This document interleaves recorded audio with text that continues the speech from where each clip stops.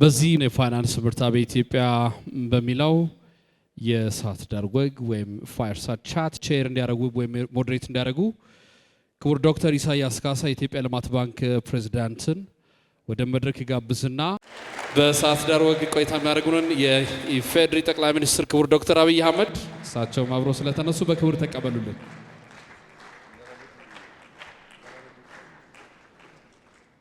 ክቡር የኢፌዴሪ ጠቅላይ ሚኒስትር ዶክተር አብይ አህመድ፣ የተከበራችሁ የዕለቱ የክብር እንግዶች፣ ክቡራትና ክቡራን፣ እንኳን የፋይናንስ ምርታ በኢትዮጵያ በሚል ወደ ተዘጋጀው በሀገራችን በስፋቱና የሴክተሩን ተቋማት በማሳተፍ ረገድ የመጀመሪያ ወደ ሆነው እንደዚሁም የሴክተሩን ተጨባጭ ምርታ ወደሚያሳየው ሁነት ብሎም ከክቡር ጠቅላይ ሚኒስትሩ ጋር ወደሚደረገው ውይይት በድጋሚ በሰላም መጣችሁ።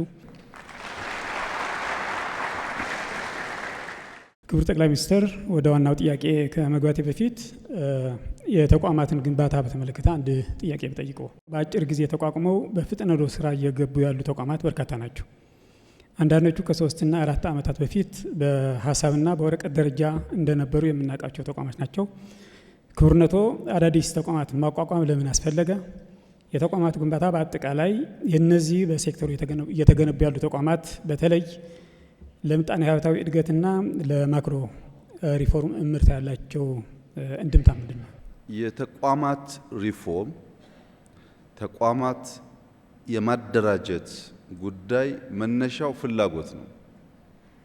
አንድ መንግስት፣ አንድ ኩባንያ ወይም አንድ ግለሰብ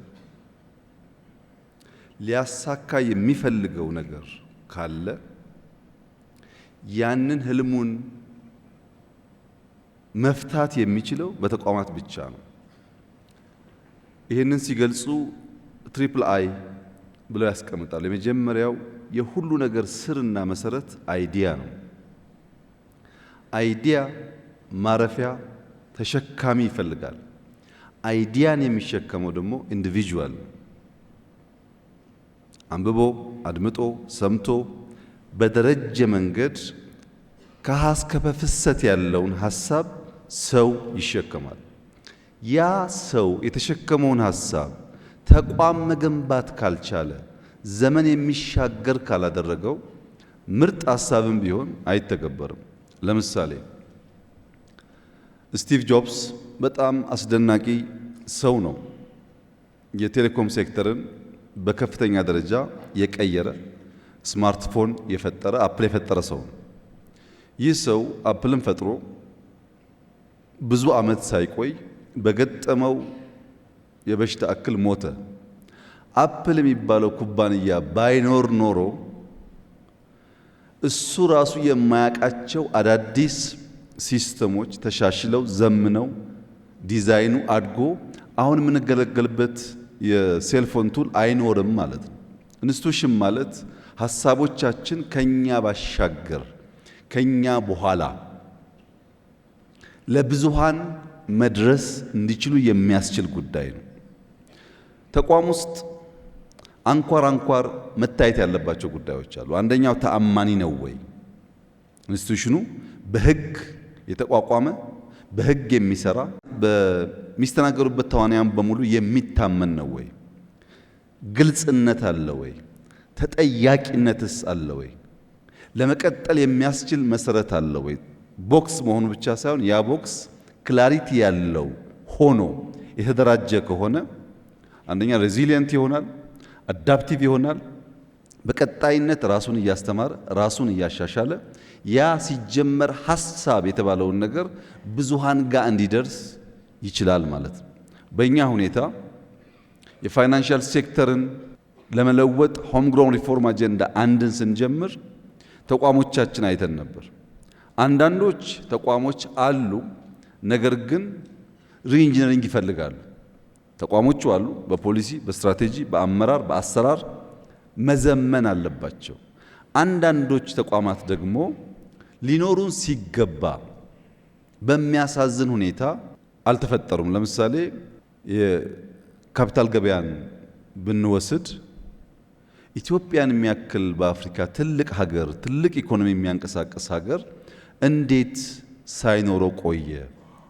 ሩቅ ሳንሄድ ለምን ከኬንያ መማር አቃተው? ለምን ከናይጄሪያ መማር አቃተው? ምን ሆነን ነበረ የሚል ጥያቄ ያስነሳል። በሌሎቹም ሶቨሬን ዌልዝም እንደዚሁ በጣም ኢምፖርታንት ተቋም ነው። ቅድም ተገለጸው አልነበረንም። እነዚህን ባሉን ተቋማት ሰክተን ሐሳባችንን ማስቀጠል ስለማንችል በአዲስ መልክ እንዲዋቀሩ ሆኗል። አዳዲስ ፊቶች፣ አዳዲስ አመራሮች፣ አዳዲስ አሰራሮች ይዘው መጥተዋል። የኢትዮጵያ ኢኮኖሚ እየዘመነ ባለበት መንገድ እንደዚህ ያሉ ተቋማት ካልተገነቡ በስተቀረ ሐሳቡ ተሻግሮ ትውልድ ላይ ኢምፓክት ሊያመጣ ስለማይችል የተቋም ግንባታ ያሉትን ማዘመን፣ የሚጎሉትን መሙላት፣ ዘመን በሚዋጁበት አግባብ መስራት እና ማዘጋጀት ህልም ካለው ማንኛውም ኩባንያ ሀገር የሚጠበቅ ተግባር ስለሆነ እኛም በዚያው መንገድ ነው ተቋማት ግንባታ ላይ አተኩረን የሰራ ነው። እዚህ የቀረበው ብቻ አይደለም። ሎ ኢንፎርስመንት ኤጀንሲስ ቢኬድ ልክ እንደዚሁ አስደናቂ አዳዲስ ተቋማትም የነበሩም አሉ። በአርቲፊሻል ኢንተለጀንስ፣ በሳይበር ሴኩሪቲ የተለያየ ቦታ ብንሄድ ለትውልድ እጅግ አስፈላጊ የሚባሉ ተቋማት እየፈጠርን ያሉትን ደግሞ እያዘመን የኢትዮጵያን ኢኮኖሚ፣ የኢትዮጵያን ፍላጎት፣ የኢትዮጵያን ሳይዝ እና 130 ሚሊዮን ህዝብ መሸከም የሚችል አውድ ለመፍጠር ካለን መሻት ነው ተቋማት ግንባታ ላይ ትኩረት ሰጥተን የምንሰራው። በጣም አመሰግናለሁ ክቡር ጠቅላይ ሚኒስትር።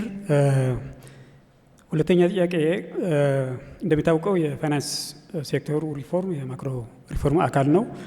መንግስት የማክሮ ሪፎርሙን በአጠቃላይ የፋይናንሻል ሴክተሩን ደግሞ በተለየ ሁኔታ በጥልቀትና በማለት በዚህ ደረጃ በጥልቀትና በስፋት ሪፎርም ያደረገበት ማድረጉን የሚታወቅ ሆኖ ይህንን እንዲያደርግ ያስገደደው ገፊ ምክንያት ከዚህ ከሪፎርም በስተጀርባ ያለ አስተሳሰብና ከዚህ ጋር ተያይዞም አንደኛ ሪፎርሙ ያመጣው ፋይዳ፣ ሁለተኛ ደግሞ በተለይ ከአመራር ጋር የሰው ኃይልን ከመፍጠር አንጻር ማለት የአመራር ክህሎት ሙያ ክህሎት ከመፍጠር አንጻር ያመጣው ለውጡን በዚህ አጋጣሚ ቢገልጹልን።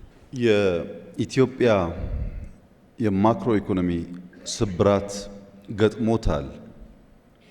ያም ሊቀየር ይገባዋል ብለን ስንጀምር በማክሮ ኢኮኖሚ ውስጥ ዋና ዋና የሚታዩ ጉዳዮች አሉ። በተናጠል ሊፈቱ የሚገባቸው ግን ካልተሳሰሩ በቀር ጥቅል ስብራቱን የማያድኑ ማክሮ ስንል ለምሳሌ ኢንፍሌሽን ሊነሳ ይችላል። ኢንፍሌሽን ላይ ያለው ችግር ብዙ ተዋንያን ማሳተፍ አለበት። ከምርት ማብዛት ጀምሮ በዋጋ ተመን ውሳኔ ጭምር ኢንፍሌሽን አፌክት ሊደረግ ይችላል።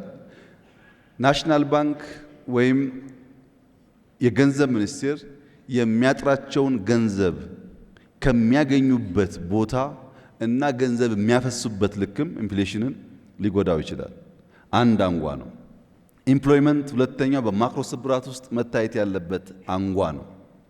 ኢምፕሎይመንት ጤናማ የሆነ ከሄደ ጉልበት አላግባብ ሳይከስር አምራች የሆነ ትውልድ በተገቢው እየሰራ ሀብት እያባዛ እንደሄደ የሚያሳይ ነው።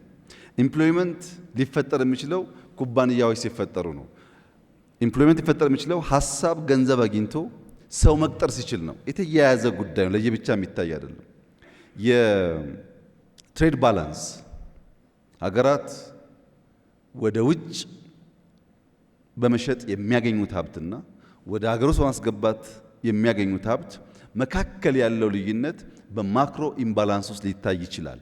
እነዚህ ጉዳዮች ሊታረቁ የሚችሉት ማክሮ ባልነው ስብራት ውስጥ አንድ ግን ደግሞ የአንበሳውን ድርሻ የሚወስደው የፋይናንሻል ሴክተር ነው።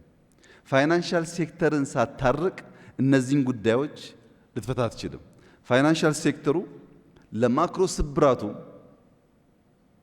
ከፍተኛ ድርሻ ነበረው። መልሰን ልናርቅ ስንፈልግም ፋይናንሻል ሴክተሩን እያንዳንዷን በተን ፈትሸን መግራት ካልቻልን በስተቀር ያ የምንለውን ስብራት ልንቀርፍ አንችልም። ለምሳሌ አንዱ በፋይናንሻል ሴክተር ያለው ችግር ጥራት ያለው ሰርቪስ ነው። አንተም እንደምታውቀው ሁላችሁም እንደምታውቁት ደሞዝ ወስጄ ለእናቴ 100 ብር ለመላክ ብፈልግ መጀመሪያ መደወል አለብኝ ባንክ ቤት ሂጂ ብዬ። ከዛ ባንክ ቤት መሰለፍ አለብኝ። 100 ብር እኮ ነው። ሰልፍ ወረፋ ከበዛ ደግሞ ከሰዓት ና ልባል እችላለሁ። ከሰዓት ደግሞ ተመልሼ ካስገባው በኋላ ፋክስ ተበላሸ ሊባል ይችላል። ከሁለት ቀን በኋላ ደውዬ ደረሰሽ ማለት አለብኝ። ለ100 ብር ጊዜውና ገንዘቡ ኤፊሽንት አይደለም፣ ጥራት ያለው ሰርቪስ አይደለም የሚሰጠው። አሁን ግን አንድ ሰው ኢትዮጵያ ውስጥ ብቻ ሳይሆን ከኢትዮጵያ ውጭ ያለ አንድ ወዳጅ የኔን የኤሌክትሪክ ቢል መክፈል ቢፈልግ በቀላሉ መክፈል ይችላል። ያ ባለው ተቋም ባለው ሀብት ላይ ጥራትና ዘመናዊነት መላበስ በራሱ ኤፊሽንሲን ያሳድጋል። አንዱ ነው ይሄ። ሁለተኛው ኢትዮጵያም ውስጥ ሌሎችም ሀገራት የፋይናንሻል ፍላጎትና አቅርቦት አይመጣጠንም። የግል ኩባንያ ለመበደር የሚፈልገው ብዙ ሀብት ነው። ሀሳብ ያላቸው ኢንተርፕሪነርስ ገንዘብ ይፈልጋሉ። የፋይናንሻል አቅርቦቱ ግን በቂ አይደለም። ያንን ለማጥበብ አማራጭ የፋይናንስ ሶርሶች ማበጀት ይፈልጋል። ለዚህም ፋይናንሻል ሴክተሩ መታየት አለበት፣ መፈተሽ አለበት፣ መዘመን አለበት። አውቶሜሽን አስፈላጊ የሚሆንበት ዋናው ምክንያት ፕላትፎርም መፈጠሩ ብቻ አይደለም። ፋክስ 100 ብር ስልክ ስለሚያዘገየኝ አሁን በስልክ ላርግ ብዬ በስልክ ስልክ ደግሞ 190 ሆኖ የሚደርስ ከሆነ ችግር ነው። የላኩት 100 ሆኖ እንዲደርስ ያ ፕላትፎርም ሴፍ መሆን አለበት። ያን የሚያረጋግጥ ተቋም ደግሞ ያስፈልጋል ማለት ነው። በሌላም ኤግዛምፕል ለማየት ታስታውሳላችሁ፣ የዛሬ 10-15 ዓመት የ15 ብር የ30 ብር የሞባይል ኤርታይም ካርድ ስንገዛ ሱቅ እንሄዳለን፣ ካርድ እንገዛለን። ሱቅ በእኛ አቅራቢያ ከሌለ ታክሲ እንይዛለን፣ ሁሉም ቦታ ስለሌለ ስለማይገኝ።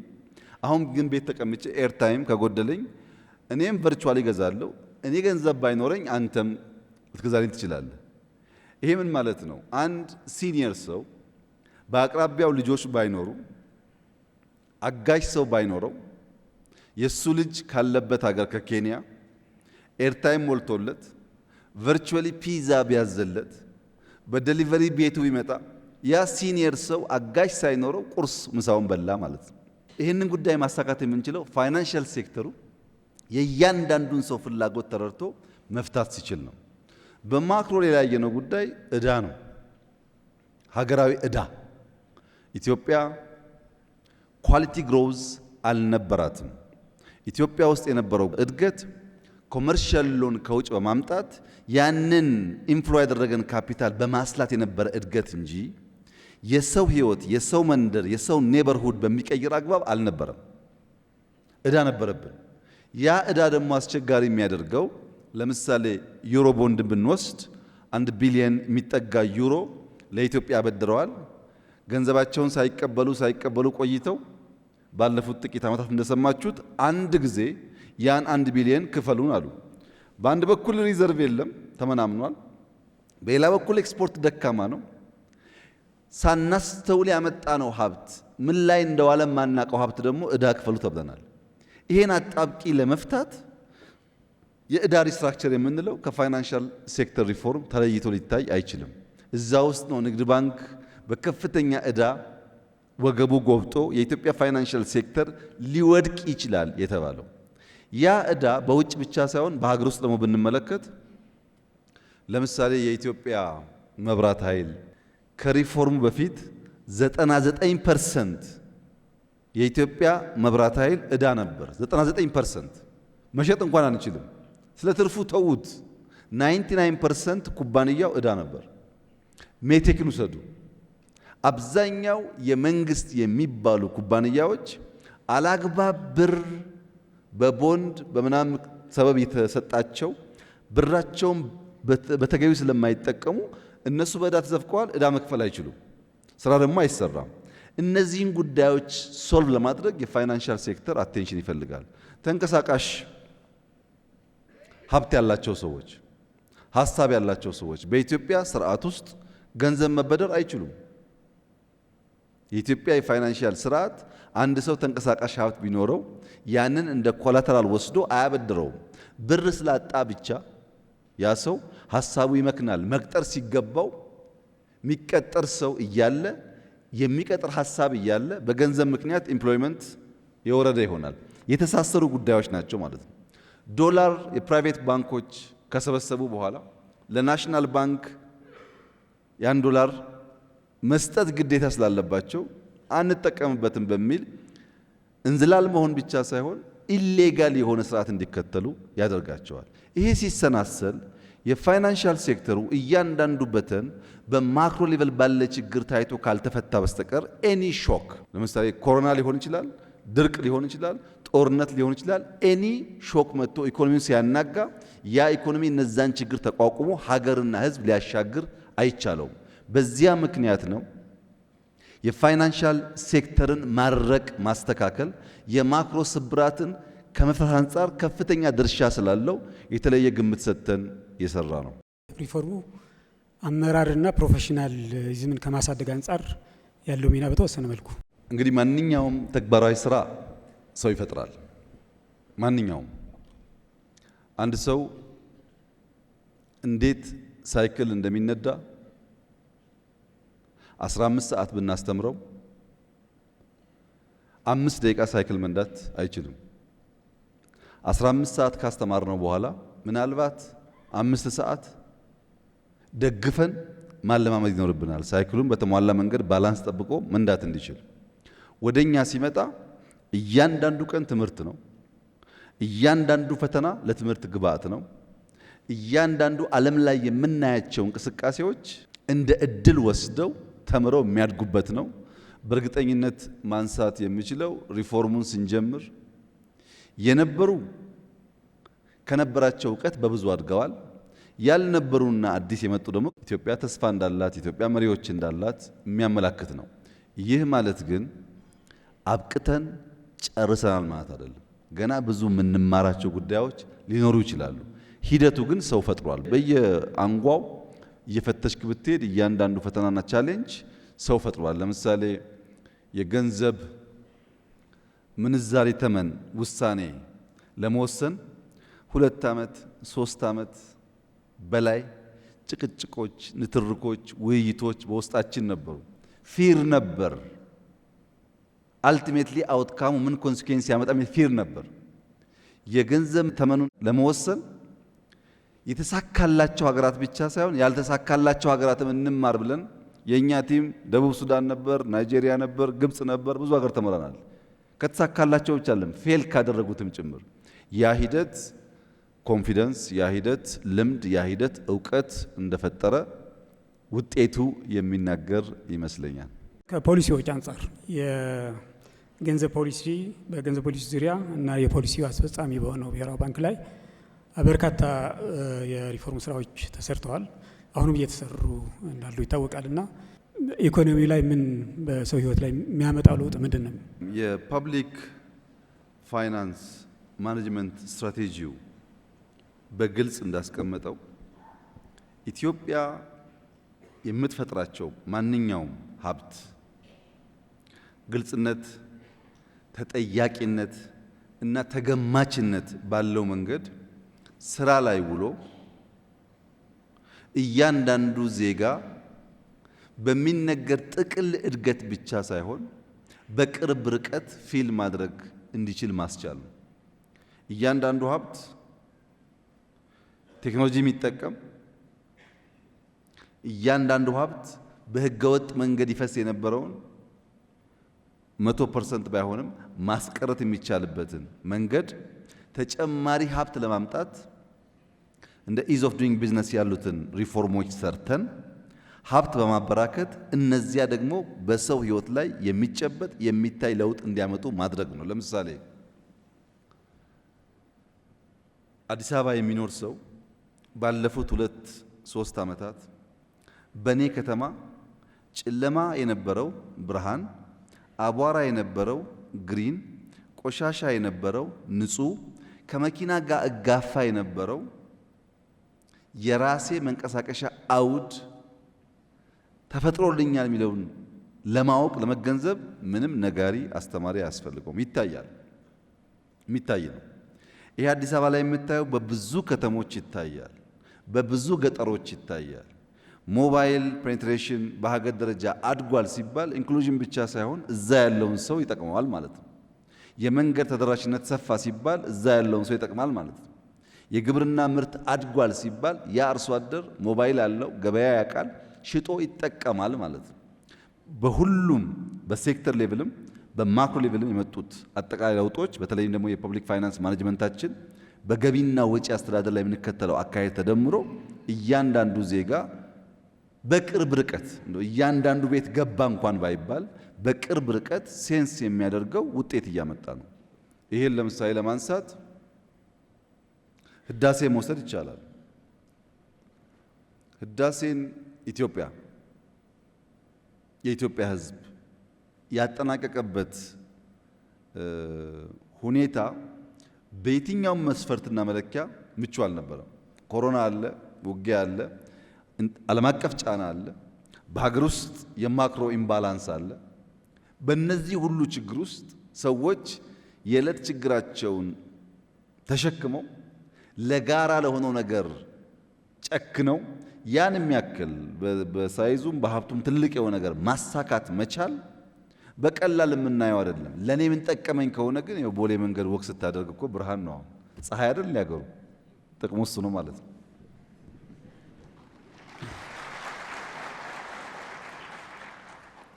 በታክስ ስርዓት፣ በታክስ አሰባሰብ፣ በበጀት አስተዳደር እንዲሁም ብድርን ከማስተዳደር አንጻር ብዙ ስራዎች ተሰርተዋል፣ ብዙ እርምጃዎችም ተወስደዋል። ከዚህ ጋር በተያያዘ መንግስት በተመሳሳይ በጀቱን ከበጀት አስተዳደር ጋር በተያያዘ አስተዳደር በጀቱን በመቀነስ የልማት በጀቱን የካፒታል በጀት በማሳደግ ፖሊሲ እየተከተለ መሆኑ ይታወቃል። ይሄ በእነዚህ ተቋማት በሁለቱም ተቋማት ላይ እና በአሰራር ስርዓቱ ላይ የተደረጉ ሪፎርሞች ከመልካም አስተዳደር ከስራ ቅልጥፍና አንጻር በፊስካል ፖሊሲ ማዕቀፉ ዙሪያ የተደረጉ ለውጦች ምን ያክል ነው ወደ መሬት የወረደ ፋይዳ ያመጡት የሚለው ነገር ተወሰነ።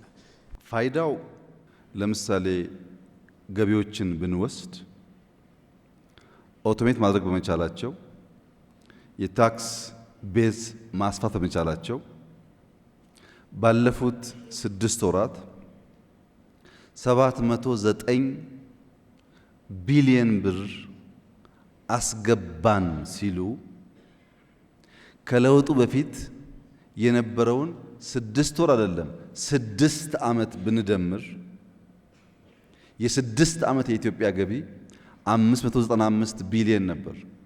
ከ6 ዓመቱ ገቢ የ6 ወሩ ገቢ በ115 ቢሊዮን ብር ይበልጣል።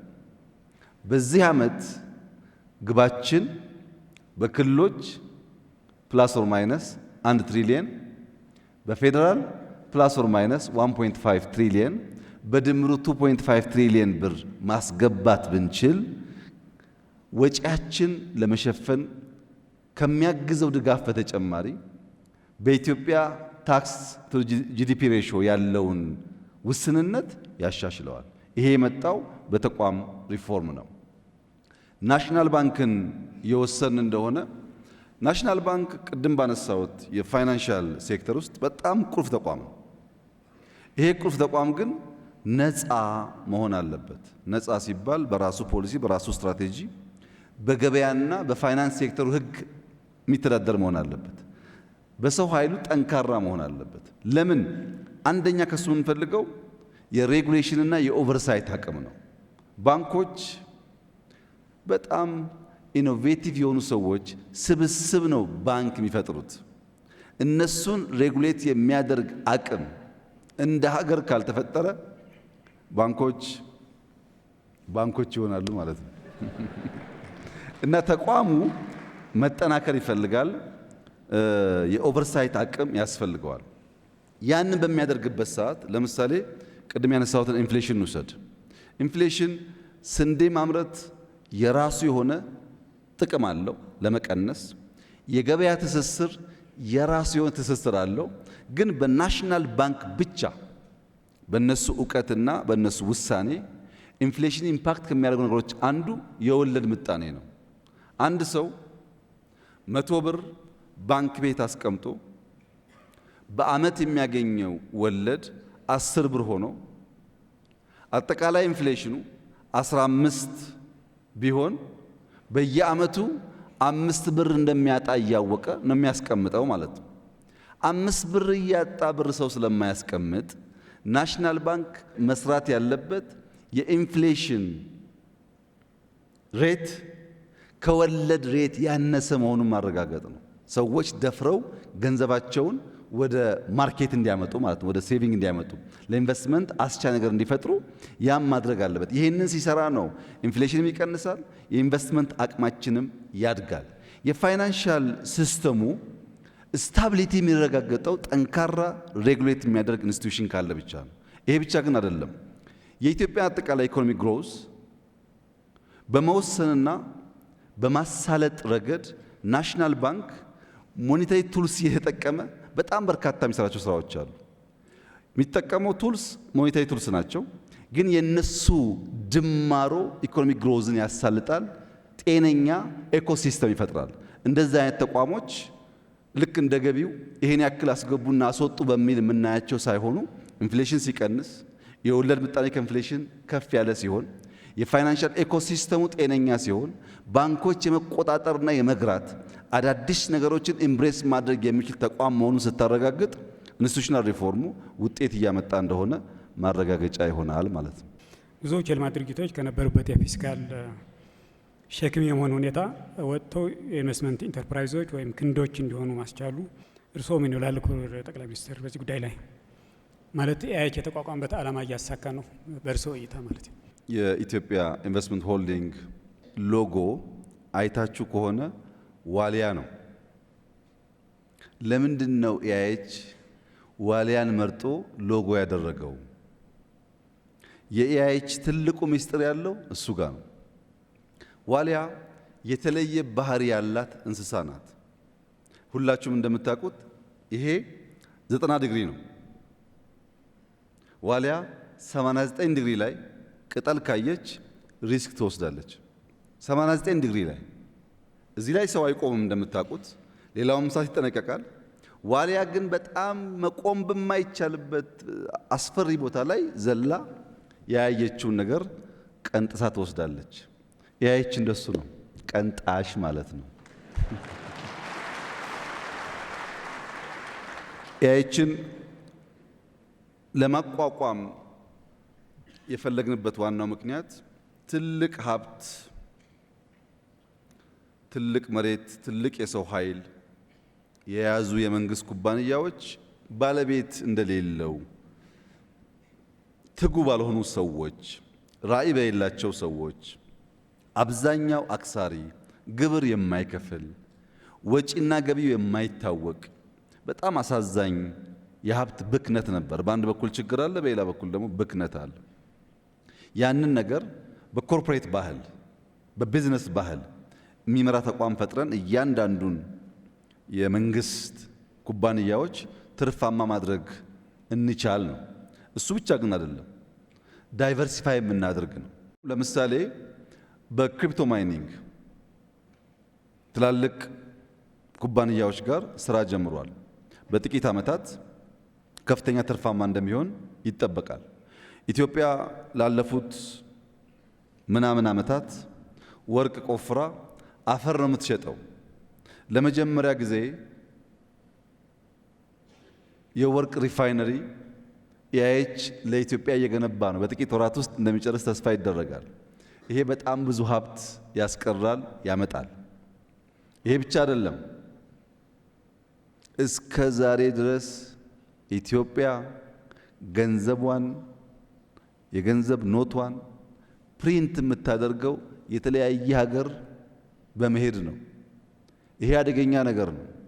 እነዚህ ሀገራት ለኛም ለሌላውም የመስጠት የሞራል እንጂ ምንም የምንቆጣጠርበት መንገድ የለም። ያንን ስትራቴጂክ ካፓሲቲ ኤአይች እየፈጠረ ነው። እንደዚህ ያሉ ብዙም የማይነገሩ ቁልፍ ስትራቴጂክ አቅሞች ይገነባል። ከዚህ በተጨማሪ ኢንፍራስትራክቸር ኢንቨስትመንት ላይ የኤርፖርቱን ጨምሮ ለትውልድ የሚሻገሩ ተቋማት እና ኢንቨስትመንቶች ያካሂዳል። የመጨረሻው መቋጫ ኤአይች ማለት ዛሬ የሚሰራ ዛሬ የሚያተርፍ ለልጆቻችን የምናስቀምጠው ወረት ማለት ነው።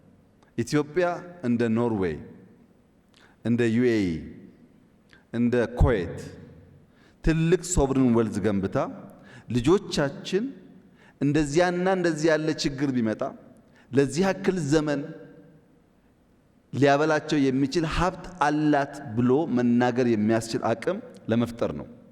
በ2030 በፈረንጅ ማለት ነው የኢአይኤች የጂዲፒ ሬሽዮ 20% መግባት አለበት። ከአጠቃላይ ጂዲፒያችን 20% ኢአይኤች ሀብቱን ኢንቨስትመንቱን ዳይቨርሲፋይ አድርጎ ገባ ማለት ኢትዮጵያ ካላት አንጡራ ሀብት የተወሰነ ያህሉን ለልጆቿ ለማቆየት የሚያስችል ቁመና እየገነባች ነው ማለት ነው።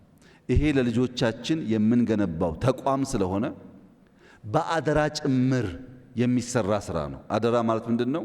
ኢትዮጵያም ሀብቷም ከአባቶቻችን የወረስነው አይደለም፣ ከልጆቻችን የተዋስነው ነው። ለልጆቻችን አብልጠን አልቀን ማቆየት አለብን። ልጆቻችን ያው ሰሞኑን እንዳያችሁት ነው ሰርተው መመገባቸው የሚያሰጋ ጉዳይ ነው። ምግብ ካላዘጋጀን በስተቀር አደጋ ውስጥ እንገባለን ለማለት ነው። ቀጥሎ ያለው ጥያቄ ከካፒታል ገበያ ጋር በተያያዘ ነው። እንደሚያውቁት የካፒታል ገበያ በተለያዩ የሀገራችን መሪዎች ሲጀመርና ሲተው የነበረ ነገር ነው። ካፒታል ገበያ የተጀመረው በአፄ ምኒልክ ጊዜ ነው። በእርግጥ ወደ ሀገራችን የካፒታል ገበያ ቢያስገቡም በተለያየ ዓለማት በፈረንሳይ፣ ቤልጂየም እና አሜሪካ ኢንቨስት ያደርጉ ነበር አፄ ምኒልክ በካፒታል ገበያ ማለት ነው። ከዛ በንጉሱ ጊዜ ወደ መጨረሻ አካባቢ የካፒታል ስርዓት በአዲስ አበባ በተወሰነ መልኩ ይማረው ነበረ። ደርግ ስርዓት እነዚህ አይነት ነገሮች ያው ዘግተዋል። በኢህአዴግ በተወሰነ ደረጃ የፕራይመሪ ማርኬቱ በተለይ አክሲዮን ኩባንያዎችን እንዲፈጠሩ በማድረግ ረገድ ሚና ተጫውተዋል። ሆኖም ከዚህ ካፒታል ገበያ በተሟላ ሁኔታ በተማከለና ስርዓት ባለው መንገድ እንዲመሰረት አላደረገም ብቻ ሳይሆን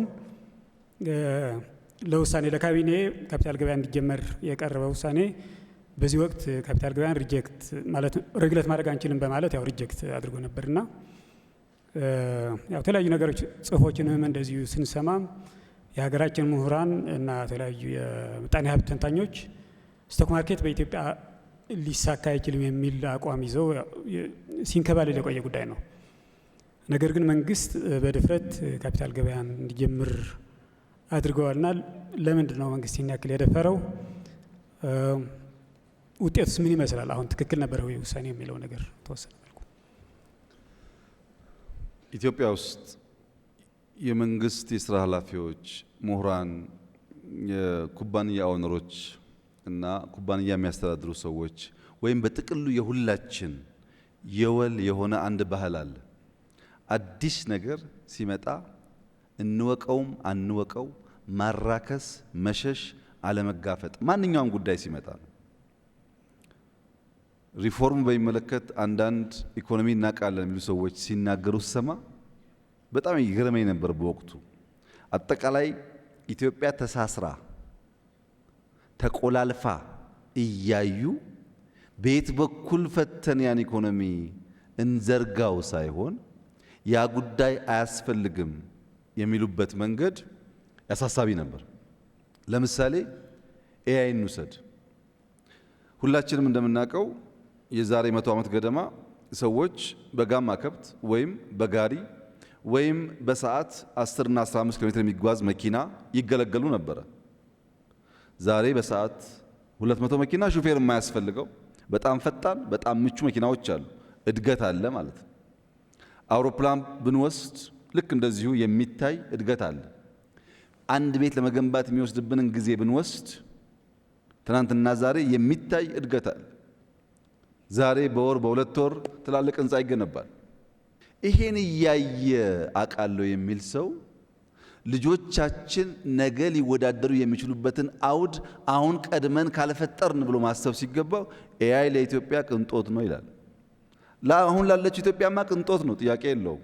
ለልጆቻችን ግን የመመገቢያ የመኖሪያ ሰርቫይቭ የማድረጊያ አውድ ነው።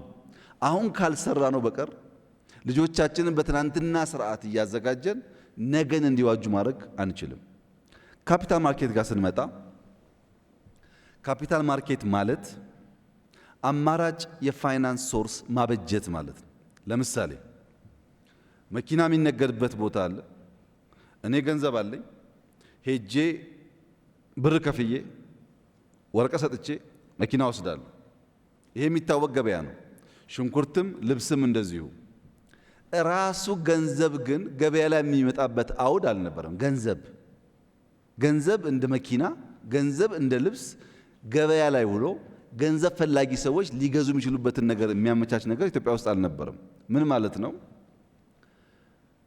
አንድ ሐሳብ ኖሮኝ እኔ 100 ብር ለዚያ ሐሳብ መነሻ ኢንቨስትመንት የሚሆን ቢሆን እኔ ያለኝ 5 ብር ነው። አንድ አጎቴ ጋር ሄዳለሁ፣ ሐሳቡን አጋራዋለሁ። የሚያስፈልገኝ 100 ነው፣ ያለኝ 5 ነው ስለው ልጄ እኔ ያለኝ የሚጨምርልህ 3 ብቻ ነው፣ 3 ብር ነው ያለኝ ይላል። አክስቴ ጋር ጓደኛዬ ጋር ስዞር ከቆየው በኋላ 21 ብር አግኝቻለሁ። ሰዎች አግዘውኝ ሐሳብ አለኝ፣ 21 ብር አለኝ። 79 ግን የለም። በዚህ ምክንያት የኔም ሐሳብ የደጋፊዎቼም ፍላጎት ይመክናል ማለት ነው። ካፒታል ገበያ ምንድን ነው የሚያደርገው? አንድ ኢንትረስቲንግ ባህሪው ክራውድ ፈንዲንግ ነው። ክራውድ ፈንዲንግ ማለት አንድ ሐሳብ ይዤ ገንዘብ ለመግዛት ስወጣ 10 ብር ያለውም 20 ብር ያለውም 50 ብር ያለውም እዛ አውድ ላይ ገንዘብ ስለሚያስቀምጥ አጎቴና አክስቴን ሳላስቸግር ባጠረ ጊዜ ለኔ ሐሳብ መነሻ ኢንቨስትመንት የሚሆነው 100 ብር አገኛለሁ ማለት ነው። እነዚያ አበዳሪዎች ለማን እንደሚሰጡ ባለማወቅ ስጋት ውስጥ እንዳይገቡ፣ ተበዳሪውም ገንዘብ ከየት አገኛለሁ ብሎ እንዳይሰጋ በእነዚህ መካከል መተማመን የሚፈጥር ተቋም ማለት ነው። ይህንን ተቋም ኢትዮጵያ እስካሁን ለመፍጠር አለመድፈሯ ያሳፍራል። ምክንያቱም ብዙ ሀገራት አላቸው። ኢትዮጵያ እነማን እንደምትከተል አላቅም። ምዕራቡ አለው፣ ምስራቁ አለው። አፍሪካ ውስጥ ሻል ያሉ ኢኮኖሚ ያላቸው ሀገራት አሉ። ምናልባት የቆሙ ሀገራት እንቅስቃሴ የለባቸው መንግስት ይሁኑ መንግስት አይሁኑ የማይታወቅባቸው ሀገራት እንደዚህ አይነት ነገር ላይሞክሩ ይችላሉ። የየትኛው ክለብ አባል ነው እየሆን ያለ ነው ጉዳዩ። አሁን ለምሳሌ የወደፊቱ ሳይሆን የትናንትናው የኤክስ ከነማ ስሙን ከጠራው እንዳላስቀይም ብዬ ነው። የኤክስ ከነማ ክለብና አርሴናል ቢጫወቱ የማን ደጋፊ ነው የምትሆነው?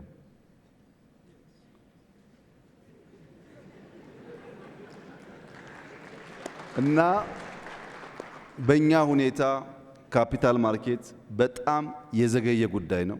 ሊኩዊዲቲን የሚያሳድግ ነው።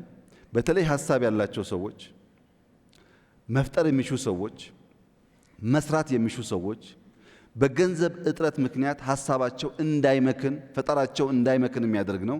ሲፈጥሩ ደግሞ ሰው ይቀጥራሉ። ያ መልሶ የማክሮ ስብራት ይጠግናል። አሁን ከተፈጠረ ጥቂት ዓመታት ነው። በጣም ጥሩ መሰረት ላይ ነው ያለው። እንዳየኸው ወጣት አመራሮች ፈጥሯል። ያ ተቋም የፈጠራቸው አመራሮች ከነሱም አልፈው ይገርማል፣ አሁን ልማት ባንክ ሁሉ ማስተዳደር ጀምረዋል።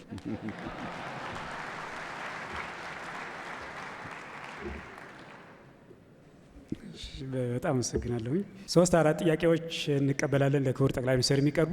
ስሜ ናትናኤል አብርሃም ይባላል። እዚህ ስለተገኘው በደም እጅግ በጣም አመሰግናለሁ። ጥሩ ፕሬዘንቴሽን ነበር። የኔ ጥያቄ ከአንድ ጨዋታ ነው የሚጀምረውና አንድ አጎቴ የነገረኝ ታሪክ ነው። አንድ ሰውዬ ከአንድ ሀገር ወደ አንድ ሀገር መጓዝ ይፈልግና ይመሽበታል። ሲመሽበት አንድ ባለሀብት ቤት ይሄድና ማደሪያ ይጠይቃቸዋል። ማደሪያውን ሲጠይቃቸው ጥበቃው ይመጣና አላቅህም እኮ እንዴት አሳድረሃለሁ ይለዋል። ሰውየውም በቃ ይመሽበትና ተናዶ ወደ ሀገሩ መግባት ስላለበት ያው መንገዱን ይቀጥላል። ከዛ እስቲ ደግሞ ትንሽ ሻል ያለ ቤት ያይና እስቲ ልጠይቃቸው፣ ያው እዚህ መንገድ ላይ ማደር አልችልም፣ ስለዛ ወደዛኛው ሀገር የሚያሻግረኝን እንዴት አድሬ የሚሄድበትን ብሎ አንድ ባለሀብት ቤት ከነገና ሲጠይቃቸው ውይ አናቅህም እኮ አንተ ምንድነው ምናሳይደርሃለሁ ምንም ነገር አይታወቅም ይሉታል። ሰውየውም በጣም እየተናደደ የሆነ መንገዱን ሲቀጥል አንድ ዶሳሳ ጎጆ ቤት ያያል። እዛ ጎጆ ቤት እስቲ እነዚህ ስለራሳቸውም እንኳን የሚያድሩበት የላቸውም፣ እኔን እንኳን አያሳድሩኝም፣ ግን ለማንኛው መንገድ ላይ ከማደር ያሳድሩኝ ይላቸዋል። ሰውየውም እሺ ማደሪያ ያለው ምንም እንደምታየው ትንሽ ደሳሳ ጎጆና አንድ ላም ነው ያለን፣ ማስደሪያውን እንሰጣለን ብሎ አንድ ላምም ስላለን ከሷ ላይ ያለችንን ወተት እንሰጣለን ይሉታል። እሱም ሰውየው ደስ ብሎት በጣም በቃ ያው ከችግሩ ስለሆነ በጠዋት አድሮ ከላሟ የሚያገኟትን ወተት ጠጥቶ አድሮ በነጋቷ አመስግኖ መንገድ ይጀምራል። ልክ ሀገሩ ሲገባ ሰውየው ላደረጉለት ውለታ ያስብና አንድ አዋቂ ሰው ጋር ይሄዳል። አዋቂውንም ሰውዬ እንደዚህ ከአንድ ሀገር ወደ አንድ ሀገር ሲሄድ ያሳደሩኝና የጠቀሙኝ የረዱኝ ሰዎች ስላሉ ምን ላድርግላቸው ይለዋል። ይሄም አዋቂ ሰውዬ ታሪኩን በደንብ ከተረዳ በኋላ ሄደ ላማቸውን ግደልባቸው ይለዋል። ሰውየው በጣም ይደነግጣል። ላማቸውን ከገደልኩባቸው እነዚህ ሰውዬ መኖሪያ የላቸውም ብሎ ያስባል። ከዛ 1-2 ቀን ከራሱ ጋር ያስብ ይቆይና ሄዶ ግን ይሄ ሰውዬ አዋቂ የተባለበት ምክንያት ስላለ ሄዶ በሁለተኛው ቀን ላማቸውን ሄዶ ይገልባቸዋል። እያዘነም ቢሆን ወደ ሀገሩ ይመለሳል። ከዛ ከሆነ ጊዜያት በኋላ ቆይቶ ይመለሳል። ሲያየው ያቺ ትንሽ ደጋሳ ጎጆ የነበረችው አልማዋ ትልቅ የቤት ተሰርቶ ትልቅ የእርሻ ተሰርቶ ያያል። ሰውየው በጣም ይገረምና በሄደው ባለቤቱን አንኳኩቶ አንድ ከ2 ዓመት በፊት መጥቼ ነበር እዚህ ቤትና ደሳሳሳ ጎጆ ነበረች ብሎ ይጠይቃቸዋል የቤቱን ባለቤት አዎ ልክ አንተ እንደሄድ ከ2 ቀን በኋላ ላማችን ትሞትብናለች። እሷ ላማችን ስትሞትበት እኔም ወደ ስራ መሄድ ጀምራሉ። ያሉኝም ልጆች ሄደው ከተማ መሸጥ ጀምራሉ።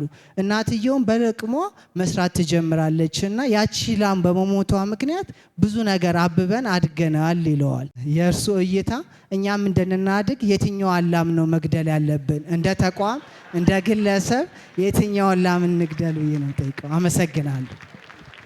በተሰጠኝ እድል በጣም አመሰግናለሁ። ኑራ መሐመድ እባላለሁ ከሳፋሪኮም ኤምፔሳ ነው። በተለያየ ጊዜ በተቋሞቹ በሚቀርቡት ፕሬዘንቴሽኖችም ባለውም ሪፎርም በኢትዮጵያዊነታችን ድንኮራ አድርጎናል። ኢትዮጵያ ተስፋ ያላትና ከፍታ ላይ ያለች እውነት ነው። ስታንዳርዳችን ራሱ እንደ ኢትዮጵያዊ ከፍ ማለቱን ከልቤ አምኜ ሁላችንም እንድንኮራ ያደርጋናልና እኛም ያለንበት ተቋም አንዱ የሪፎርሙ አካል ስለሆነ አሁን ላይ ሁሉም ነገር የተስተካከለና አንዳንድ ፖሊሲዎች አፈጻጸማቸው ስለሚዘገይ ነው እንጂ ኮምፕሌን የሚኖሩት አፈጻጸማቸውንም ባለው በተቋሙ አቅም በአሁኑ ሰዓት መፈጸም የሚቻልበት ደረጃ ላይ ስላለ በጊዜ አፈጻጸሙ ጊዜ ሳይፈጅ ቢሆን እኛም እንደ ተቋሙ ሰራተኞች ውጤታማ እንሆናለን ብዬ አስባለሁ። በጣም አመሰግናለሁ። ክቡር ፕራይም ሚኒስተር እድሉን ስላገኘው በጣም አመሰግናለሁ። ብሩታዊ ዳዊት አብዲ እባላለሁ ከወጋገን ካፒታል ኢንቨስትመንት ባንክ። ጥያቄ ስለ ዳያስፖራ ነው። ብዙ ዳያስፖራዎች ኢትዮጵያ ውስጥ ይኖራሉ። እዚህ ነው የሚሰሩት፣ የሚያገኙት በብር ነው ኦር በሪታየርመንት ፋንዳቸው የሚኖሩ ናቸው። እኔ አሁን ብዙ ጥያቄ አገኛለሁ። መቼ ነው የሚፈቀድልን ፋይናንሻል ሴክተር ውስጥ ፓርቲሲፔት እንድናደርግ የሚባል ጥያቄ በጣም እየተደጋገመ ይመጣል። እኔም ጠይቄያለሁና የተሰራ ነው ስለሚባል በጣም ብዙዎቹ they are really desperate to participate እና ይሄ ነገር መፍትሄ በቅርቡ የሚገኛል መልስ ለመስጠትም ትንሽ ያስቸግራል። እኔም እንደ ራሴን እንኳን እንደ ዳያስፖራ አልቆጥረውም፣ ምክንያቱም እዚህ ብዙ ቆይቻለሁ። ግን የምሰራበት መስሪያ ቤት እንኳን ሼር መግዛት አልችልም እና ይሄ መቼ ነው የሚፈቀድልን የሚለውን ጥያቄ አድሬስ ቢያደርጉልኝ I would thank you። በጣም አመሰግናለሁ የሀገራችን አመራሮች። በግሌ ክብር ይሰማኛል ከመካከላችሁ ስለቆምኩኝ። በረከት እባላለሁ የአስቱ ኢንጂነሪንግ 5ኛ ዓመት ሜካትሮኒክስ ኢንጂነሪንግ ተማሪ ነኝ። የመጀመሪያው ሲስተም ነው አሁን እየተሰራ ያለውና በተቻለ አቅም በጣም የሚያስደስት ነው። እኔ በግሌ ባየሁት የዚህኛውም የምማረበትም ኮርስ ሜካትሮኒክስ የዚህ ፊልድ ተጋሪ ስለሆነ ያለውን ፔኑንም ሁሉንም በግሌ አውቀዋለሁ። ግን እንዴት አይነት ሲስተም እየተሰራ እንደሆነ በጣም የሚያስደንቅ ነው። አንድ ጥያቄ ግን የፈጠረብኝ ምንድነው ኢትዮጵያዊ ስራ መሰረቶች ደግሞ ነበሩ ከስር እንደ ማህበረሰብ የነበርንባቸው እቁብ ነበረ፣ ብድር ነበረ፣ እንደዚህ የመሳሰሉትና ምናልባት ቅድም እርሶም ሲሉ እንደነበሩት አዲስ ነገር ለመቀበል የሚከብደን ከራሳችን መሰረት ስላልተነሳ ሊሆን ስለሚችል እሱንስ ለማስገባት ምን እየተካሄደ ነው? አንዱ ጥያቄ ነው። ሁለተኛ ደግሞ የዘመኔን የትውልዴን ድርሻ ምጋራው አንድም ስለሆንኩኝ እኔ ስለሆንኩኝ እንደ ልጆችስ ምን ማገዝ እንችላለን? ብዙ ጊዜ ዲጂታላይዝ ወርልድ ወደ ሳይበር የመሳሰሉት ሃኪንግ ምናምን የመሳሰሉት ላይ የመጋለጥ እድላቸው ከፍተኛ እየሆነ ይመጣል። ወደፊት ስራችን በጣም ከፍተኛ ነው የሚሆነውና እሱ ላይስ ምን ማገዝ እንችላለን ለማለት ነው። አመሰግናለሁ። ክቡር ጠቅላይ ሚኒስትር በጣም አመሰግናለሁ። ከሁለት ቀን በፊት ኒውዮርክ ታይምስ the world is in chaos what next የሚል ጥያቄ ጠይቆ ነበርና ላይክሊ ሲናሪዮስ ተብሎ አንድ 5 ነገሮች አስቀምጠዋል። አንደኛው the global south እንደ ግሩፕ ሆነው አሁን ያለውን ኬኦስ ለመቋቋም ይበረታታሉ ነው። ኦፍ ኮርስ ኢትዮጵያ እንዳሉት ከምዕራባውያንም ከኢስቱም ከሁሉም ጋር ወዳጅነት አላት። ግን ቴክ ሳይድስ የሚል አቋም እየተወሰደ ነው፣ በተለይ ከዋሽንግተን የሚመጣው እና ከማጋ ትሬድ እንደምናደርግ ከማጋ ኢንቨስት እንደምናደርግ እየተነገረን ነው እና መሀል እንድንቀመጥ የሚፈቅዱልን አልመሰለኝም። እና እንዴት ያውታል? ትልቅ አገር ነን፣ ግን እነሱ ደግሞ ሱፐር ፓወር ናቸው እና ሳይድ ውሰዱ እያሉን ስለሆነ እንዴት ያውታል ነው። አጭር ጥያቄ ነችና ሰፋ አድርገው ቅድም ሜንሽን አድርገው ነበር። እችን ስጠይቅ ስለፈቀዱልኝ አመሰግናለሁ። ፍሳጽዮን አዲሱ እባላለሁ። ከአዲስ አበባ ሳይንስና ቴክኖሎጂ ኢኖቬሽን እና ኢንኩቤሽን ሴንተር ነው የመጣሁት። ስታርታፕ ኢንቨስትመንት ባንክ የሚባል ነገር ሀሳብ ሰምቻለሁ እና ይሄ ነገር ኢምፕሊሜንቴሽን ዋይዝ እንዴት ነው የሚለው ነገር አሁን ምን ያክል ጊዜ ይፈጀዋል እንትን ለማለት የሚለውን እና ሌላኛው ደግሞ በኤአይ ላይ ፎከስ የሚያደርግ ዩኒቨርሲቲ ተግባራዊ እንደሚደረግ ሰምተናል። ይሄ ነገር ግን እኔ የምጠይቀው ከነዚህ ሃይ ስኩል እስከ 12ኛ ያሉ ተማሪዎችን ብቻ ናቸው ወይስ አሁን እኔ ለምሳሌ 3ኛ ዓመት የኤሌክትሪካል ኢንጂነሪንግ ተማሪ ነኝ እና እኛም ኮምፒውተር አድርገን ጆይን ማድረግ እንችላለን እንደዛ አይነት ኦፖርቹኒቲ አለን ወይ የሚለው ነው። ከአዲስ አበባ ዩኒቨርሲቲ ሀብታሙ በቀለ እባላለሁ። ይህን እድል በማግኘቴ በጣም ደስተኛ ነኝ። ባለፈው የኢህአዴግ ጊዜ በፕራይቬታይዜሽን ለሀገር የፕራይቬት ሴክተሩ የሚመራው ኢኮኖሚ ለሀገር እድገት ከፍተኛ ተዋጽኦ ያደርጋል ተብሎ ስለታመነበት መንግስታዊ ድርጅቶች አስተዳደርና ፕራይቬታይዜሽን ኤጀንሲ የሚባል ተቋም ተቋቁሞ በተለይ ትርፋማ ያልሆኑትን የመንግስት ድርጅቶች ወደ ፕራይቬቱ ለማዞር እንቅስቃሴ ተደርጎ ነበረ። ከጊዜ በኋላ በሚያሳዝን ሁኔታ ምክንያቱን በግሌ ያልተረዳው ተቀልብሶ እንደሚታወቀው ጭራሽ ሌላ አዳዲስ የመንግስት ተቋማት ብለው እንደገና የፕራይቬት ሴክተሩን ማቀጨጭና መጋፋት ያዙ። ያን ነገር ዞሮ ዞሮ ወዴት መጣ? አሁን ያለው እኛ ጥሩ ነገር ይዞ መጣል ብለን ምናምነው መንግስት ሲመጣ ጫናና ሸክም በእዳ በኢንኤፊሽንሲ ጫናና ሸክም ሆኖ ለዚህ አብቅቶናል። ግማሹን የአሁኑን መንግስት ኢነርጂም በልቶታል። ከዚህ በላይ መስራት ይቻላል ብዬ ስለማስብ ማለት ነው። አሁን ምንድነው ከ2010 በኋላ ክቡር ጠቅላይ ሚኒስትር ስልጣን ከያዙ በኋላ በከፍተኛ ሁኔታ የፕራይቬት ሴክተሩ ላይ እምነት መጣል እንደሚገባ ታምኖበት በሚመስል መልኩ በተለያዩ መድረኮች የልማታዊ የመንግስት ድርጅቶችን አብሶ ትርፋማ ያልሆኑትን ወደ ግል እናዘዋውራለን በሚል መንፈስ ከፍተኛ እንቅስቃሴ ሲደረግ እንደነበረ ሁላችንም የምናስታውሰው ነው። ነገር ግን ከቅርብ ጊዜ በኋላ አውቃለሁ እኔ ዋን ዳይሜንሽን ላይ እችላለሁ። እዛ ቦታው ላይ ስትቀመጥ ብዙ መንገድ ላይ ብዙ የሆኑ ጫናዎች እንደሚመጡ ከብዙ አንግል ታይቶ ነው ውሳኔዎች እንደሚወሰኑ አውቃለሁ። ነገር ግን አሁንም መንግስት ይሄንን 41 ብቻ ሳይሆን የመስፋፋት በመንግስት ድርጅት ያሉትን እንደገና ለማስፋፋት በከፍተኛ ሁኔታ ታቅዶ እየተሰራ ነው። ልማት ካመጣ ተቃውሞ አይደለም። ነገር ግን የመንግስት ተቋማት በተደጋጋሚ በእኛ ሀገር ብቻ ሳይሆን በተለያዩ ሀገሮች ኢንክሉዲንግ ቻይና የመንግስት ተቋም የልማት ድርጅቶች ልማታቸውን እየጎተቱ እንደሆነ የሚያስረዱ ጽሁፎች እየወጡ ነው የሚገኙት። እኛም ሀገር ግን አሁን በሚባለው ደረጃ የተለያዩ ሴክተሮች ውስጥ እየገባ እናጠበዋለን የተባለው የመንግስትን የነፃ ኢኮኖሚ ተሳትፎ አያሰፋብንም ወይ? ከመጨረሻው ጥያቄ ለመነሳት በጣም ትክክለኛ ኮንሰርን ነው። የኢንቨስትመንት ተዋንያን ተገቢ ሚናቸውን እንዲጫወቱ አስቻይ ነገር መፍጠር የማይችል መንግስት ከሆነ ብልጽግና ማረጋገጥ አይቻልም። መመኘት ይቻላል፣ ማረጋገጥ አይቻልም። የፕራይቬት እና የመንግስት ሚና በመደመር መንግስት በግልጽ እንደተቀመጠው ማንበብ አለ በመጽሐፍ ነው። አላነበብክም? በነገራችን ላይ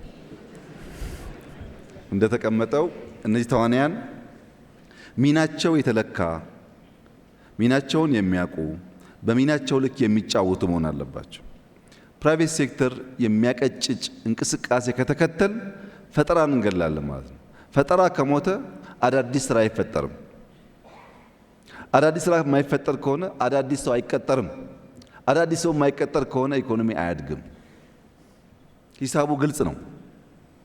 ወደ ኋላ ስንመለስ ይሄ የፖለቲካ መድረክ ስላልሆነ የኛ ፕራይቬታይዜሽን ሲሰራበት የነበረውን መንገድ በግሌ በጣም እማዝንበት የሚያመኝ ግን ለዚህ መድረክ የማይመች ጉዳይ አለ። ለምሳሌ በፕራይቬታይዜሽን ስም ጥቂት ግለሰቦች በመቶ ሺህ ሄክታር የሚገመት የኢትዮጵያን መሬት እንዲወስዱ ተደርጓል። ምንድነው አውዱ? ምንድነው የተሸጠበት መንገድ ብለህ ስታይ ልውረስ ካልክ የደርግ መንግስት ልትሆን ነው። ልተው ካልክ የሚያም ነገር ነው። ይሄ ፕራይቬታይዜሽን የሚባለው ነገር የሆኑ ግለሰቦች ለመጥቀም የሚሰራ ስራ ነበር እንጂ ትርፋማ ያልሆኑ ተቋማትን ወደ ግል በመስጠት የግል ሴክተር ለማጠናከር አልነበረም። ምክንያቱም ፋይናንሻል ሴክተር 80+% የሚያበድሩት እኮ ለመንግስት ልማት ድርጅቶች ነው። 20% ማትሞላ ብድር ወስዶ ፕራይቬት ሴክተር ውጤታማ ስራ ሊሰራ አይችልም። አሁን ያሰጋህን ግን ስንመለከት ለምሳሌ ፈርቲላይዘር ማዳበሪያ ለኢትዮጵያ በጣም ወሳኝ ኮሞዲቲ ነው። በጣም ወሳኝ ማዳበሪያ፣ ነዳጅ አካባቢ፣ ኢነርጂ አካባቢ ያሉ ጉዳዮቻችን መልክ ያዙ ማለት ኢትዮጵያ ናሽናል ኢንተረስቶቿ ላይ መዝለል ትጀምራለች ማለት ነው። አሁን ወደ ኋላ ከሚይዟት ፖይንቶች አንዱ ማዳበሪያ ነው። ለምን? ማዳበሪያ የሚያቀብሉ ሀገራት ጋር የሚያቀያይም ጉዳይ ውስጥ ከገባህና ለ6 ወር ማዳበሪያው ከዘገየ ችግር ነው። ይሄንን ማዳበሪያ 4-5 ዓመታት ሀገራት፣ ግለሰቦች ኢትዮጵያ ውስጥ ኢንቨስት እንዲያደርጉ ለምነናል። መጨረሻ ላይ የአፍሪካ ትልቁ ሀብታም የሆነው አሊኮ ዳንጎቴ ሲወስን ከወሰነበት መንገድ አንዱ የኢትዮጵያ መንግስት ከኔ ጋራ ሪስክ የሚጋራ ከሆነ ፐርሰንቴጁ ሊያንስ ይችላል፣ እሱ 50+ ሊሆን ይችላል። ግን ሪስክ የሚጋራ ከሆነ ብቻ ነው ኢንቨስት የማደርገው። አንደኛ ሪሞት ኤሪያ ነው፣ ሁለተኛ ገበያው አያስተማምንም። ቢሊየንስ ኦፍ ዶላር አምጥቼ እዳ እንዳልገባ ሲል እኛ ኤአይችን እንጠቀማለን። ይሄን ኢንቨስትመንት የምናደርገው ይሄ መንግስት አይደለም። በኮርፖሬት ህግ ልክ ቅድም ስቶክ ማርኬት እንዳልኩት መንግስት ያለውን ገንዘብ ኮንትሪቢዩት አድርጎ ፕራይቬት ሴክተርም አድርጎ በጋራ የሚሰራ ስራ ማለት ነው። ፓርትነሮቹ ጥቂት ቢሆኑም መስፋት አለባቸው። ወይም ክሪፕቶ ማይኒንግን ብንወስድ ክሪፕቶ ማይኒንግ ኢትዮጵያ ውስጥ 39 ገደማ ላይሰንሶች ሰጥተን ነበር ፕራይቬት ሴክተር ኢንከሬጅ ለማድረግ። ከኛ ክሊን ኤነርጂ ይወስዳሉ፣ እነሱ ደግሞ ስራቸው ይሰራሉ። እኛ ሳንድ ቦክስ ባልነው ፖሊሲ የማናቃቸው ጉዳዮች ሲኖሩ ቀድመን አይቻልም ከምንል ፈቅደን ተምረን ችግር እንዳለው ስንደርስበት ማድረቅ ይሻላል ባልነው መሰረት ላይሰንስ ሰጠን። ስናጠና የኔ ወንድም 200 ሜጋዋት ኢነርጂ ኢትዮጵያ ለአንድ ኩባንያ ከሰጠች ቴንስ ኦፍ ሚሊየንስ ኦፍ ዶላር ከኢነርጂ ዋጋው በላይ ታገኛለች። 1000 ሜጋዋት ኢነርጂ ለክሪፕቶ ማይኒንግ ኢትዮጵያ ስትሰጥ ሳይጋነን ከ300 እስከ 500 ሚሊዮን ዶላር በአመት ታገኛለች።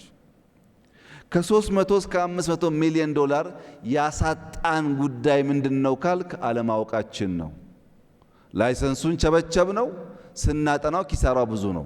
አሁንሳ 100% ኢንቨስት አድርጌ በኤአይ ፋክተሪው በዴታ ሴንተሩ እና በኢነርጂው 100% ኢንቨስት አድርጌ ግን መንግስት ሪስክ ስላለው ሼር ያርገኝ 25 30 35% ወስዶ ከኔ ጋር ይስራ የሚል ኩባንያ ስናገኝ ኤአይችን እናስገባለን። ለምን?